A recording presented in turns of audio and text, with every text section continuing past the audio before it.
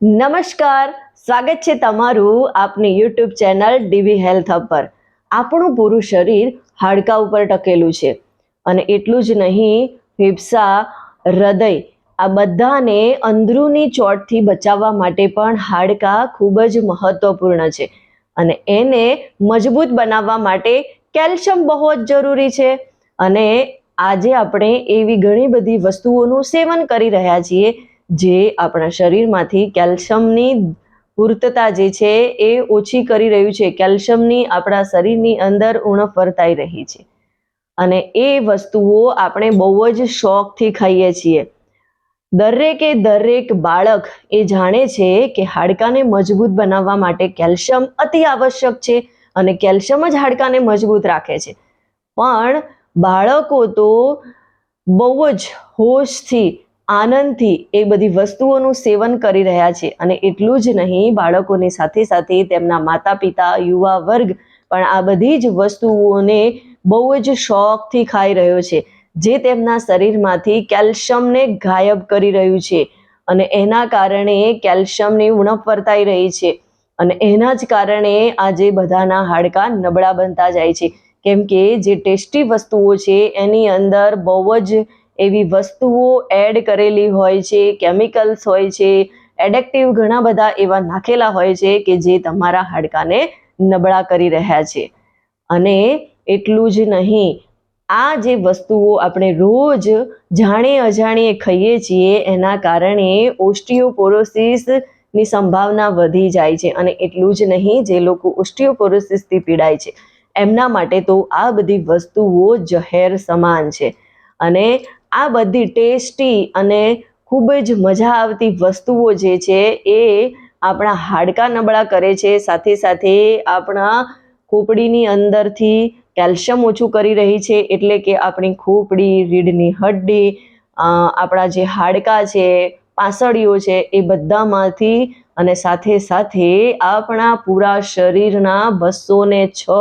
હાડકામાંથી calcium ગાયબ થઈ રહ્યું છે। આ બધાને ખતરો છે, તો આ બધાને ટકી રાખવા કેલ્શિયમ ખૂબ જરૂરી છે અને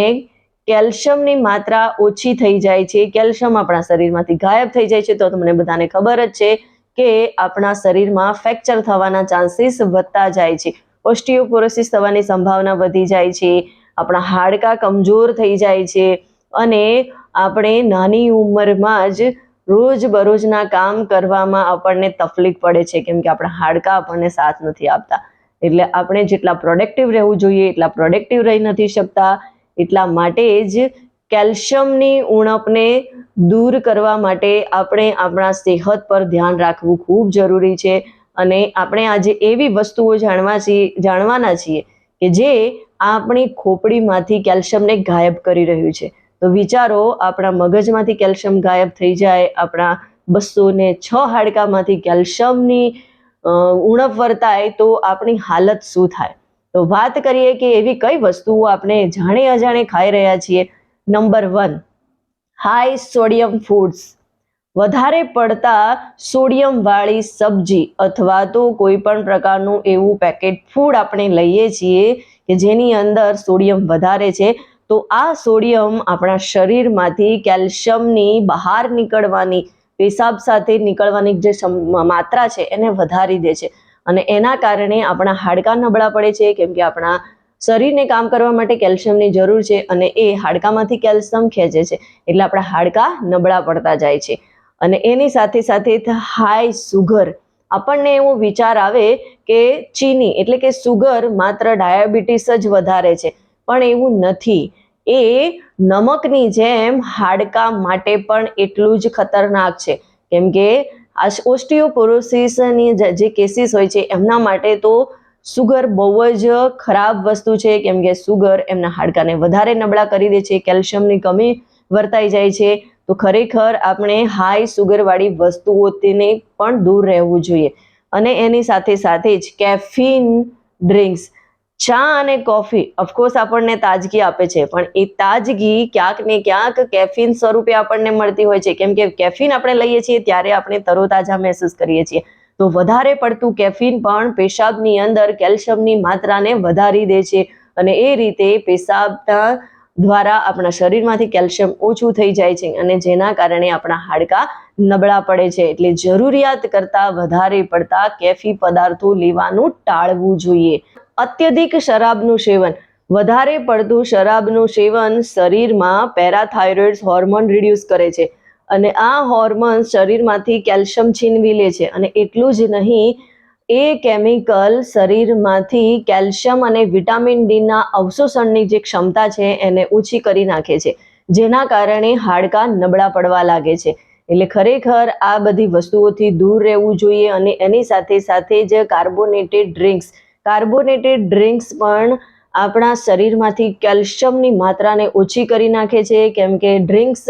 આપણે લઈએ છીએ તો પેશાબના જરિયાથી જે કેલ્શિયમ નીકળે છે એની માત્રા વધી જાય છે. એના કારણે આપણા હાડકાં નબળા પડે છે અને એની શરૂઆત, એની અસર આપણે દાંતોથી જોઈ શકીએ છીએ. જે લોકો વધારે પડતા ઓક્સોલેટેડ ડ્રિંક્સનો યુઝ કરે છે એમના દાંત નબળા થઈ જાય છે અને હાડકાં ખોખરા થવા લાગે છે, કેલ્શિયમ ગાયબ થઈ જાય છે. તો ખરેખર આ ઓક્સોલેટેડ ડ્રિંક્સની પણ આપણે જરૂરિયાત પૂરતો જ ઉપયોગ કરવો જોઈએ. હું તો એ કહીશ કે એનાથી આપણે દૂર જ રહેવું જોઈએ. ઓક્સાલેટેડ ફૂડનું સેવન આપણે જરૂર પૂરતું જ કરવું જોઈએ. જો એનું વધારે પડતું સેવન આપણે કરવાનું શરૂ કરી દઈએ છીએ તો એ આપણા શરીરમાંથી કેલ્શિયમની પેશાબના દ્વારા નીકળવાની જે માત્રા છે એ વધારી દે છે, જેના કારણે આપણા શરીરની અંદર કેલ્શિયમની ઉણપ વર્તાય છે, હાડકાં નબળા પડી જાય છે અને આપણને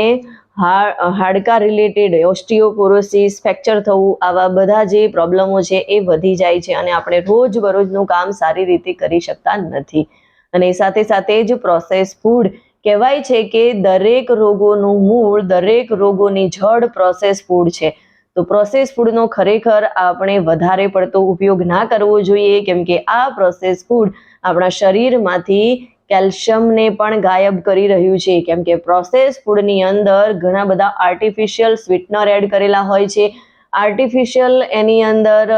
કંઈક ને કંઈક ટેસ્ટ ઉમેરેલો હોય છે, ઘણા બધા એની અંદર એડેક્ટિવ ઉમેરેલા હોય છે, જેને ટેસ્ટી બનાવવા માટે એને પ્રિઝર્વેટિવ કરેલું હોય છે. એની અંદર સોડિયમ વધારે પ્રમાણમાં યુઝ થયેલું હોય છે. તો આ બધી જ વસ્તુઓ ક્યાંક ને ક્યાંક આપણા શરીરમાં જઈ અને કેલ્શિયમની ઉણપ સર્જાઈ રહી છે, કેલ્શિયમને ગાયબ કરી રહી છે અને એના કારણે આપણા શરીરની અંદર કેલ્શિયમ ઓછું થતું જાય છે અને આ પ્રોસેસ ફૂડ ખાવાથી આપણું પાચન નબળું પડે છે અને પાચન નબળું પડવાના કારણે કેલ્શિયમની ઉણપ વર્તાય છે અને શરીર પોતાનું કામ સારી રીતે કરી શકે એના માટે કેલ્શિયમ હાડકામાંથી ખેંચે છે અને જેના કારણે હાડકાં નબળા પડે છે. તો ખરેખર આ બધી વસ્તુઓ એવી છે કે જાણે અજાણીએ આપણા શરીરમાંથી કેલ્શિયમને ગાયબ કરી રહી છે અને આપણને એનો ખ્યાલ પણ નથી આવતો. આપણે ઘણીવાર વિચારીએ છીએ કે અત્યારે આપણે જોઈ રહ્યા છીએ કે નાની વસ્તુ થાય, નાની એવી ઘટના, જેમ કે ચાલતા ચાલતા પણ થોડું ઘણું પડી જાય છે કોઈ વ્યક્તિ, કોઈ નાનું છોકરું, તો પણ એનું ફ્રેક્ચર થઈ જાય છે. એનું રીઝન એક જ છે કે આપણે ક્યાંક ને ક્યાંક એવી વસ્તુઓ ખાઈ રહ્યા છીએ કે જે આપણા શરીરમાંથી કેલ્શિયમને ગાયબ કરી રહ્યું છે. તો આપણી ખોપડીમાંથી કેલ્શિયમને ગાયબ કરનારની આ બધી વસ્તુઓને આપણે આપણા ખાવા પીવામાં, આપણી થાળીમાંથી ખરેખર ગાયબ કરી દેવી જોઈએ. વિચાર આપણે કરવાનો છે. અને જો તમે પણ અથવા તો તમારી આજુબાજુમાં ફેમિલીમાં કોઈ પણ કેલ્શિયમ અથવા તો વિટામિન ડીની ડેફિશિયન્સીથી પીડાય છે અને આપણે આ પ્રોબ્લેમમાંથી બહાર નીકળવું છે, તો ખાવા પીવામાં ઓલમોસ્ટ ફેરફાર કરવો ખૂબ જરૂરી છે અને સાથે સાથે કેટલાક ફૂડ સપ્લિમેન્ટ એડ કરીશું તો આપણે કેલ્શિયમની ઉણપને દૂર કરી શકીશું. જો તમે પણ બેસ્ટ ફૂડ સપ્લિમેન્ટ અને બેસ્ટ રીચ કેલ્શિયમ અને વિટામિન ડી ફૂડ વિશે જાણવા માંગતા હો તો મારી સાથે તમારો કન્સલ્ટિંગ કોલ બુક કરો. હું તમને જણાવીશ કે કયા ફૂડ